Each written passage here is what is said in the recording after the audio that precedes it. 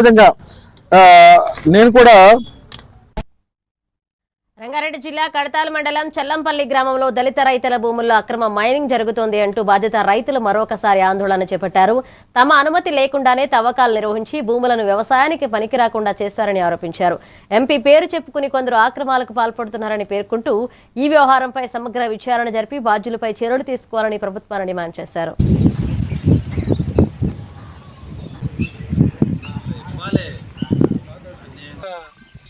భూములు ఇంద్రమ్మ దున్నుకోవడానికి ఇచ్చినట్టయితే ఏం చేసినట్టు జంగారెడ్డి అని ఒక మైనింగ్ వ్యవస్థ స్థాపకుడు వాళ్ళకు అప్పుడు 2.5 ఆశ చూపించి మాట్లాడుకొని ఇచ్చింది 2 లక్షలు పాస్బుక్లు ఇప్పించుకొని పొలం బ్లాక్లు వేసి డబ్బులు ఇవ్వమంటే పోలీసు వాళ్ళకి కేసు పెట్టడం జరుగుతుంది. పోలీసు వాళ్ళకి చెప్తుంది మళ్ళీ డబ్బులు జంగారెడ్డి మొత్తము ప్రభుత్వం అంది సాగుకు అనువలేదని చెప్పేసి భూములను వీళ్ళని రైతుల పేర్లను తొలగించి వీళ్ళంతా గవర్నమెంట్ ల్యాండ్ అని ఒక తప్పుడు రిపోర్ట్ ఇవ్వడం జరిగింది. ఆ తప్పుడు రిపోర్ట్ ద్వారా ఆ జంగారెడ్డి అనే మైనింగ్ వ్యాపారి తీసుకుపోయి మైనింగ్ 106 ఎకరాల 30 గుంటలకు గాను ఇక్కడ తోవకుట వదిలేసి వెళ్ళిపోయిండు. అప్పుడు తర్వాత మళ్ళీ ఇప్పుడు రీసెంట్గా ఇప్పుడు వచ్చిన తర్వాత ఏం చేస్తున్నారంటే తప్పుడు మళ్ళీ ఈయన ఒక మనమదే పార్టీలో ఇవి ఎంపీ మల్లు రవి గారు వాళ్ళ పిఏ వాళ్ళ అతన్ని ఒక లింగయ్య అనే పేరు ఉండడాన్ని ఆ అలియాస్ ఆకుల లింగయ్య అని పెట్టి ఆ అలగడ్డ లింగయ్య భూమి కూడా కట్ చేయడం జరిగింది.